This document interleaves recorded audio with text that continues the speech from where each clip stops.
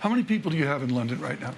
London is one of our larger offices, yes. And we have just under 2,000 people. You have 2,000 smart people there, and the only job they have is to say to the Remain industry, here's how you pick up the pieces. What is the best practice, Vivian, for Remainers to move forward given the Johnson electoral victory? I think the days of labels like Leave and Remain are past us. What most businesses are focused on is modernizing their business through digital and analytics transformation. If you say what's on the CEO's mind or a UK headquarters business, it's moving their business forward. And the digital transformation and the impact of technology really is issue number one. Obviously, there'll be a wide range of scenarios from the trade negotiations to come forward, but now at least we have a time frame, and that is a more certain planning environment, and I think a lot of businesses therefore are more optimistic.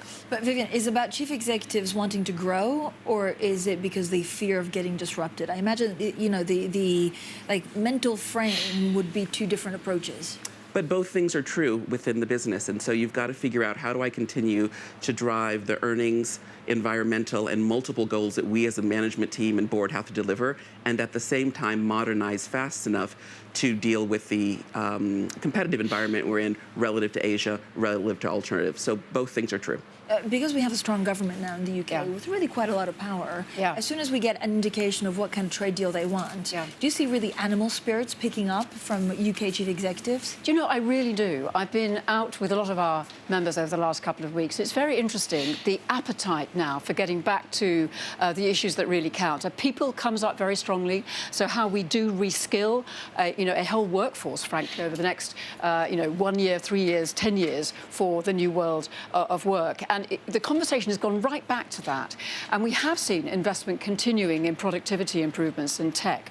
I expect to see that now pick up. And you ask, what do they now want from government? They want energy and action, because we've been in gridlock for the last 3 years. And a new partnership between business and government. We think, you know, that's the real opportunity that we've got now. You know, some of the uncertainty is lifted. Do they worry about the trade relationship that the UK and the EU will have? Do we have any insight into actually, you know, is it Norway Plus? Is it something else? Does the Prime Minister really know what he wants right now? They do worry about that, but I think actually, I think Vivian's point about moving on from Leave and Remain is absolutely right. There is now, how can we work with the government to get the best possible deal?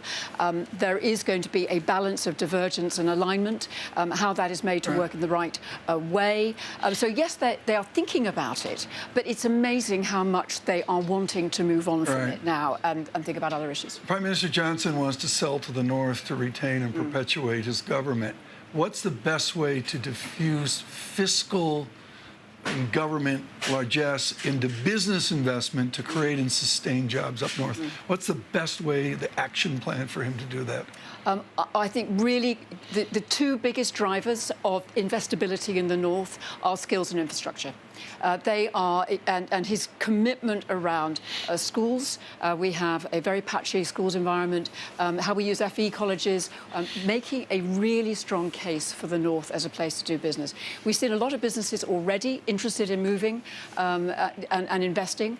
It will be how that case is made really loudly and clearly.